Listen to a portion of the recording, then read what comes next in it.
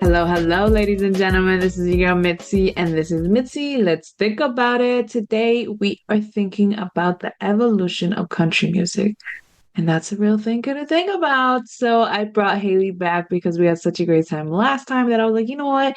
Let me pick her mind on some more great information. And she chose the topic of the evolution of country music. So I'm really curious. Haley, thank you again for coming on my show. What makes you so passionate about country music? Yeah, so thank you for having me. I think there's a little bit of backstory when it comes to my passion for country music. It's it's a lot of the fact that my mom worked in country music radio my whole life. I always joke around and say I was feeling the radio waves even in the womb because she was working there a couple years before I was even born. And I kind of grew up going to work with her and just always was, learning and hearing about the industry. And so that's where it kind of started. And I've always had an interest in it, even to this day, and a little bit throughout my career too. So a little bit of a backstory there with that. Nice, thank you. Because I was gonna eventually I had that on my list of questions about when did you exactly get into country music, and that's a great way to just say like I was in my room dancing and getting it down with some country music. So that's great. I mean, I love that because it just shows that it's part of you. You know what I mean? It means something to you, and when something means something to you, you really take a focus and have a strong opinion about it, and that's what I love. You know what I mean? Because Yeah. I don't know much about country music. I'm gonna be honest. Like, I was one of those people that was like, no, I don't like country music. How can you get into it? And then I worked for an assisted living. I was a Mhm. CNA, and that's all that they played was either country music or old, like old 50s, 40s, music, and I was able to jam with that. And then somebody was like, I'm done with that. So then they put country music, and I was just like, oh. And then after a while, I was like, wow, this is different. This is nice. This is soothing to my soul. Like this, it was so weird, but I actually really do enjoy country music. I mean, Mhm. so I just want to know, what do you think is the reason why people are now starting to accept country music into their palette? I think that country music is it's typically written about either like love, a breakup, having a good time, partying. Like Mhm. those are usually like the main genres, and I think that kind of resonates with every single person out there. I think it's also changing because back in the day, it used to be a lot more like bluegrass slash slower stuff, and it's like kind of like modernized into a little bit of like hip hop thrown in there or pop. So it's not just like strictly country anymore. It's turned into like a multifaceted genre. And I think Yeah. that a lot of people that maybe weren't into country music are starting to like it now because they may have been into pop or they may have been into rock. Well, that's starting to integrate over and artists are starting to branch out. So I think that's kind of what makes it more popular now, if that makes Yeah. sense. No, it makes perfect sense because I was gonna, but you just answering my questions before I even answer them. Good job, Haley. Thanks. I read Because your I mind, you know? right, exactly. We're already connected. Yeah. Because I was going to ask you about what do you think about those genres mixing in because that's been a real big thing. And I keep on hearing that because they're mixing in the genres with country music, that country music is no longer what it used to be. So Hmm. someone who knows the industry and who grew up with it, and I'm pretty sure that your family holds strong opinions about country music as well. I mean, what is your opinion about that? Because obviously you can see the change, but Hmm. are there certain artists, or are there just has it really missed its point now? I feel like there's a little bit of, yeah, truth to that for sure. I think that in certain people's opinion, like how it originated and going back to those roots, it's definitely very different now. So I think to some people that are like the diehard, like old school country fans, they're not really big into what we call like the newer country because it has evolved. And I think different generations are just kind of hyper focused on, well, this is what I know country is. Like maybe somebody Yeah. that's my age or younger might say, well, that's country music to me. Whereas somebody that's like in their 50s or 60s, they're like, we just can't handle it because it's too like outside of the country music realm. I think the music industry has done a really good job of, I guess, um, pushing and pursuing new opportunities and new options because nothing's ever going to stay the same in this world. Everything Right. constantly evolves. And yeah, I mean, it's hard because I do miss like that 90s type of sound and feel, but there are some good artists now that may be a little different than what we would consider mainstream country. Okay. Oh yeah. Okay. I like that. It is interesting because when you do listen to older country, when my playlist goes through and then a random old country song comes in, it does throw me off because it doesn't sound like the sound that is now. So I absolutely understand what with in the aspects of you're saying because it doesn't sound the same. The guitar is there, the rhythm's there, but everything surrounding it is no longer there, So they most Yeah. definitely remixed it a bit. So who are your favorite artists, as of right now? As of right now, that's so tough. I feel like I still gravitate towards those like early 2000, mid 2000s artists, but I really like Kelsey Ballerini. She's a local girl from here in Knoxville. She's Okay. around my age, so I just like her songwriting. I think she appeals to like many different generations of artists. Yeah. However, she's like a mix of pop and country, so she's one that is evolving, but still stays true to her roots. I'm trying to think. I really like Luke Combs for his like raspy Yeah. voice, Yes, and I all of agree. his songs are so relevant. And Hmm. he's amazing. I think Yes. one of the newer ones, Zach Bryan, he's kind of like skyrocketed. He's a Yeah. different kind of a sound. He's more like I would sit around my fire outside and like have, a cup of hot chocolate or like a drink or something and listen to him because he's just very like just mellow, but Hmm. has a very strong voice. So I think Yeah. those are my favorites right now. I of course still love, the Dixie Chick, Shania Twain, let's see, Kenny Chesney, Tim McGraw, like all the old school people too. Yeah, I don't blame you. I really do like Tim McGraw. Some of his old songs, man, they make me cry. Like some of the country songs, if you really listen to the words, oh, it makes me bawl. There's this one song, I'm pretty sure you know it, but I don't know the name where it's like the point of the story is about the little boy doesn't want the little girl to come with, and then they eventually fall in love, Yeah, and then she dies, and then he's asking her to like, oh, take me instead. Oh yeah, my yeah, yeah. God, when I heard that That's song, it broke my heart. yes. And that's like the beauty of, I think, those older songs is that they're so well written and Hmm. you can like follow the story. And I think that's kind of like what encompasses country music is it does tell a story in a way. Yeah, It's to me it's a little harder to follow those stories in today's songs, but those like 90s songs they will get you because they are like hardcore like story leading up to like what happened and then yeah, it can be a yeah. lot.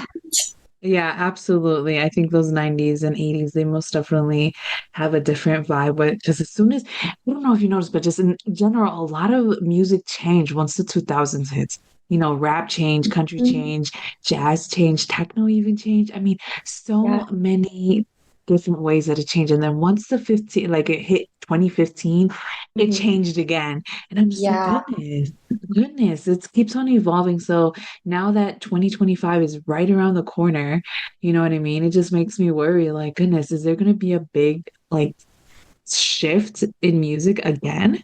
What is your opinions on that? I mean, have you heard anything since you're around the music industry? I think that it will sort of start diving into that more like Zach Bryan feel. I'm trying to think of some other artists recently that are similar to him, like Tyler Childers is another one. I think we're going to see a lot of that, and I think we're going to see less. I think we're going to see less from those older artists, like Luke Bryan, Tim McGraw, like all those. I think they may put out albums, but I think a lot of them are starting to do tours that where they're just singing their old stuff.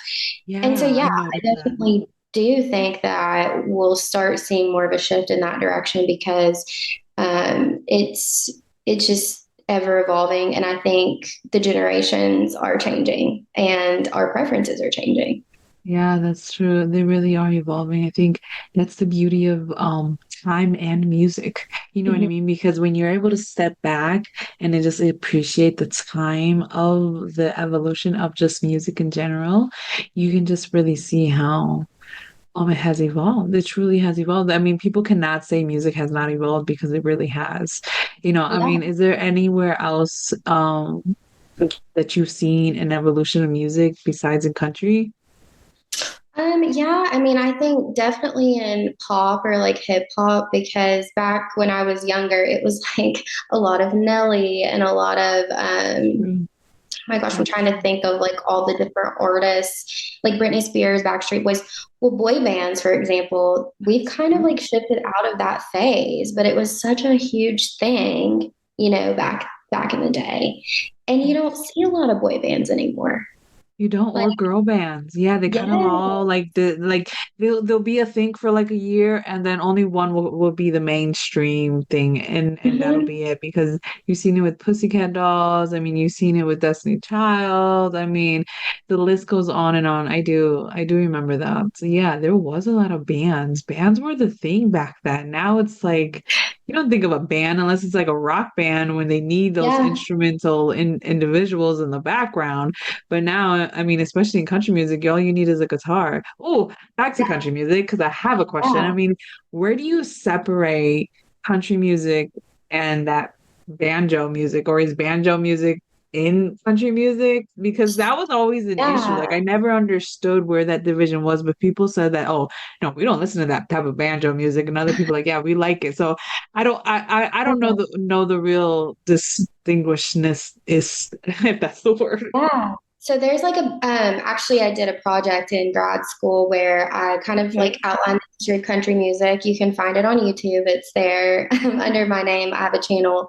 And I learned that country music originated from, I believe, like Africa. So like Oh, um, a lot of like this like the slaves and stuff in Africa when they like came over to the US, they brought with them their music that they played, like played themselves. They would all sit around and just like play these like homemade instruments. It was very twangy. They would sing songs mostly about their lifestyle, like what they did day to day, like very, very in tune with their like culture. That mhm. sort of evolved into like people playing the banjo. So it was like other people outside of their race started picking up on these songs and they would like remake them or replay them on like, newer instruments like the banjo and whatever else. This was probably in like the 1920s, I think, 1930s, 40s, 50s, Yeah. and then from there, it kind of evolved into, it's got a lot of like rock and roll roots too added in. So like the bluesy type stuff. But with the banjo, you typically think of like bluegrass because that is like a very southern thing. And that originated from the like during the slaves, like trades and stuff like that. It originated from their culture. And I thought that was really cool because it's not something you would think about. So Yeah. I think, yeah, like there's definitely a connection between like the bluegrass and then country too. I think a lot of people loop them all together, sort of, sometimes, but Yeah. Yeah. Yeah. they I've definitely have had. their own genre. Yeah, I think that's interesting. I never knew that. That is interesting. People don't really think about the origin of country music. And I'm No, glad you brought that up because that was not one of my questions. Now I yeah, wish I would have wrote that down because that is really interesting. That is hmm really interesting that it originated from Africans coming out. I mean, yeah, yeah, you would have thought they caught it from like, the Indians, doing their little Mhm. dances and stuff, but I guess I don't know. I don't know. I guess I wasn't there. I wasn't there in history back then to say I'm yeah, not a time traveler. I mean, I think if I had any type of power, I think time traveling would be pretty cool because you get hmm to really see truth for what it is versus what yeah, people write in a book. But the hmm fact that people do that type of research to share it, I think that's really interesting. Yeah, you're gonna have to give me the link to your YouTube because I'm really curious to know more. Is there any other fun facts that you want to share that you did, I mean that you found while doing your grad paper on this? yeah, I think, well, that was like probably the most shocking thing to me. I actually went to a museum in Bristol, Tennessee. It is the country music, kind of like Hall of Fame museum, like not the same one that's in Nashville, but Okay. So, like country music, the first radio station was actually in Bristol, or it's like Bristol, Tennessee slash Virginia, because it's right there on the line. Mhm. And this museum kind of like outlines the whole history, and it's super cool. I'm like a radio nerd, which is very rare, I feel, for a millennial, but it was just neat the fact that they have all of that, in the museum. And I think more people should definitely visit there because it's a cool little town and you'll learn so much about music for sure. But the first radio station, the cool thing was that that was like a new way of communicating with people. That's how they got their news. That's how they got their weather or like whatever else was happening in the world. Because back then it was mainly just like newspapers. So they had Yeah. like a whole new way of communicating. And I think that's what makes radio so special is that you're getting news really quickly and they're there to help the people. So if anything, like I don't personally think radio's dying out because I think it's always going to be a source of news and communication, especially if you're driving. Because think Yeah. about it, you can't be on your phone like looking things up or seeing what's happening. And if there's breaking news, like you're going to hear it on the radio if you're listening to the radio. So, Exactly. yeah, I That's think that's very that's always an interesting point to think about too. It is. That is a very interesting point because I know I heard that people are saying that there's no point to have radios anymore, but it's like, no, Mhm. radios will always be a thing because somebody was talking about how they need to take out the AM Mhm. station altogether, but I'm like, why does it bother you? You probably don't even log You don't into it even or use check it. into it at all. However, Yeah. it's still relevant to so many individuals and their lives. There's so many people still utilizing it for, I mean, if you ever go on it, you will see people talk about religion, talk about sports, they talk Mhm. about, all these type of events, they talk about life, in the moment with freedom. People feel free to speak on AM radio versus FM radio that people don't realize. You can even hear classical music. Yeah, I know. There's You so know what many I'm different saying? options. Yeah, so many different options still. So it's like to try to just wipe that off completely. It's like, why? Why mess with it? Just leave it alone. Like it is not even bothering your existence. And watch when you really need it and you're in that crisis of a moment because you need to know what's going on in the world. You're gonna be, oh, thank God, AM is right there. Yeah, Thank God the radio is exactly. still working because it's like you said, sometimes they'll print these newspapers out and then by the time they got to that location wherever it may be, it's time to print out new news and it was just going continuous and continuous. But when you had the radio, it was right there, one, two, three. And I swear radios have saved my life. Like I would Mhm. be driving and when I have the regular radio on, they'll tell me, "Oh, a storm's about to come in," and then I'll feel the rain, feel the hail come down, and I would have to go to safety. But that was, thankfully the radio let me know that a tornado was actually coming, and that it wasn't just bad weather I was experiencing, and that's something that you can't get when you're on streaming devices and you're listening to podcasts or to your books or to just Yeah, YouTube or regular music. I mean, you don't have that luxury. And then that satellites aren't always going to be there so that you can have the music continuously playing because there's dead zones. And when you yeah, experience the dead zone, you're like, okay, let me go to the radio. yeah, because it's like readily available. It's free, so you don't have to pay for it.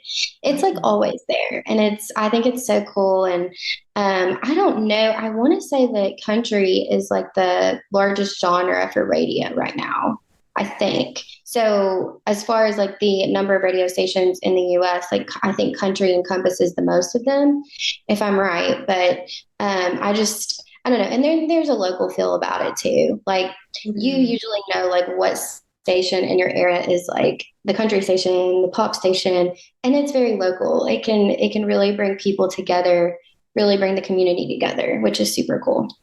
It's true because when I was younger, I used to do a lot of road trips. I used to do a lot of road trips from Wisconsin to Connecticut to New York to Florida, so and I drove down to from Florida to Texas, Texas back up here. So believe me, the radio was my best friend at some point, and the first station that I would usually always find would be the oldies, classics, or country music.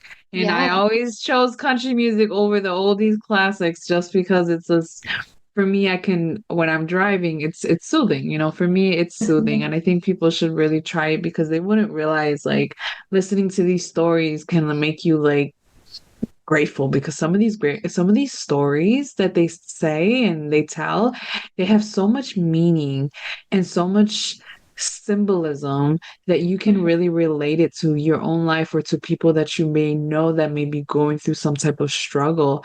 And I Yeah, think that's different than other music. I mean, yeah, blues had their ways of showing a story, rap had their ways of showing stories, but I mean, rap has kind of like it changed.